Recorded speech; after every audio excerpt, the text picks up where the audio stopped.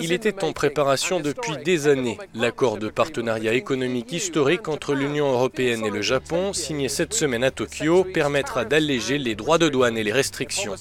Il facilitera le commerce dans l'agriculture ou l'alimentaire en encourageant l'investissement et le partage de compétences et de connaissances.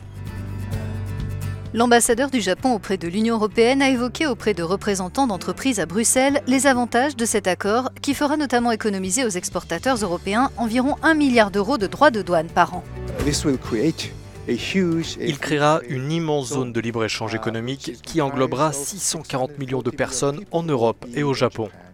Et le PIB total combiné représentera un tiers du PIB mondial. Donc c'est une formidable opportunité de renforcer la prospérité des populations en Europe et au Japon.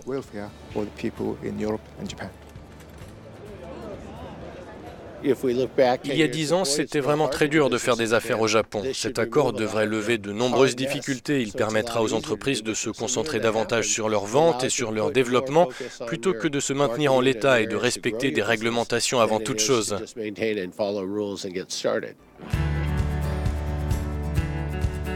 Des biotechnologies aux voitures, en passant par les vins et les fromages, tous les secteurs devraient récolter les fruits de ces libertés nouvelles en matière d'échange.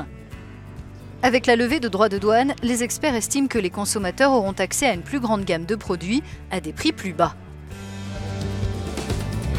C'est ce qu'estime cet économiste. Les consommateurs verront que cet accord améliore la concurrence et donc les produits et les prix. Et surtout, ils constateront qu'un certain nombre de technologies, services et produits nouveaux qui n'étaient pas disponibles, en tout cas pas au même prix, seront plus répandus dans l'économie.